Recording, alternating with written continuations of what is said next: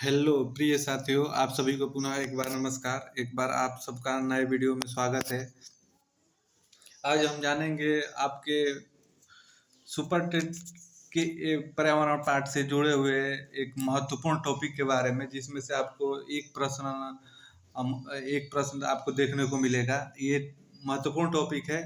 एक ही 2 से 3 मिनट की वीडियो में आप इस टॉपिक को क्लियर करेंगे और इसमें से मुख्यतः एक प्रश्न आपसे पूछा जाएगा। तो आइए जानते हैं ब्रिटिश शासन की मुख्य राजस्व नीतियों के बारे में, जिससे आपके जो सुपर टेट के आपके पेपर हुए हैं उन पेपरों को अगर उठा के देखेंगे तो इस टॉपिक से आपको एक प्रश्न देखने को अमूमन मिला है।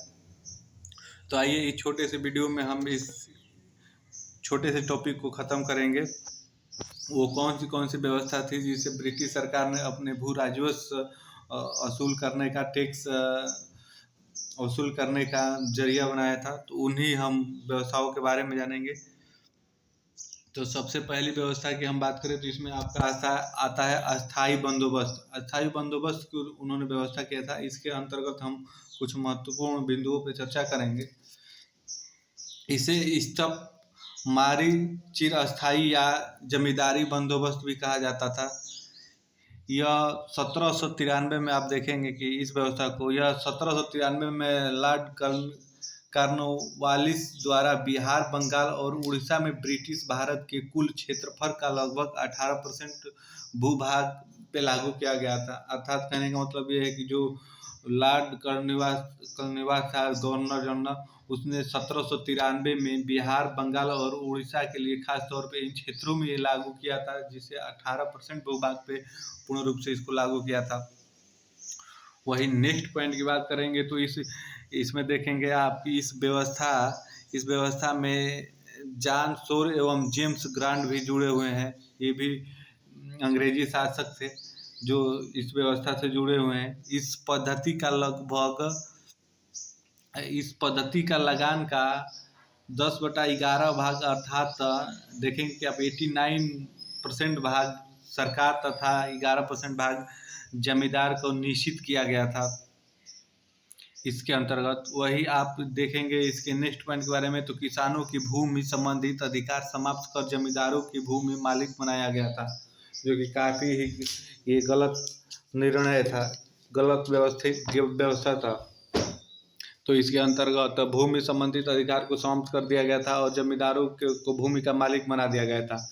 वही नेक्स्ट पॉइंट की इसी में आप बात करेंगे तो इसमें आप देखेंगे कि इस व्यवस्था में सूर्यास्त कानून लागू था। सूर्यास्त से पूर्व लगान जमा किया जाए, ऐसा न करने पर जमींदारों को जागीर के अधिकारियों से मुक्त कर दिया जाता था। अर्थात कहने का मतलब इसमें यह है कि अगर शाम को सूर्यास्त होने से पहले अगर लगान नहीं जमा किया जाता था तो जमींदारों ने जागीरों के अधिकारों से उनको मुक्त कर देते थे।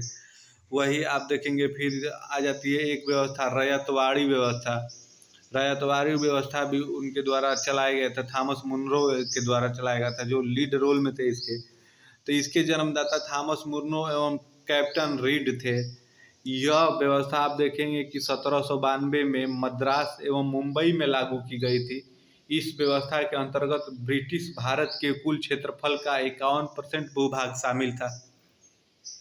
वही आप इसी में देखेंगे नेक्स्ट पॉइंट तो आपका है, इसके अंतर्गत प्रत्येक जमींदारक को भूस्वामी स्वीकार करके उसके साथ लगान की शर्तें तय की गई थी।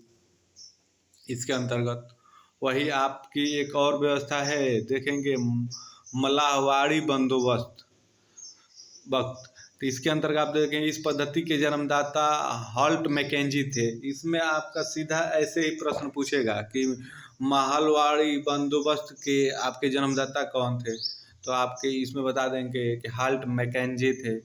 ऐसे ही प्रश्न इसमें पूछता है। इस व्यवस्था के अंतर्गत दक्कन के कुछ जिले, संयुक्त प्रांत, आगरा, अवध, मध्य प्रांत और पंजाब के कुछ हिस्से शामिल थे।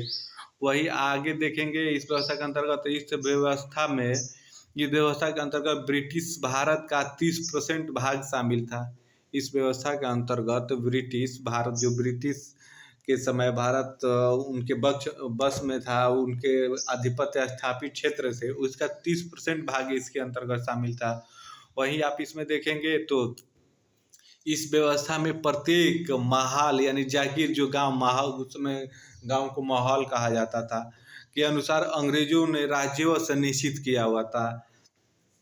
अर्थात कहने का मतलब ये थे, उस समय जो गांव हुआ करते थे, अंग्रेजों ने अपने अनुसार उसको एक राजवंश निश्चित किया था, और वो निश्चित राजवंश आपको एक समय सीमा तक उनके दरबारों तक पहुंचाना होता था, उनके ऑफिस तक पहुंचाना होता था। तो ये 3 प्रमुख व्यवस्थाएं हैं जो कर वसूलने के लिए अंग्रेजों द्वारा की गई थी।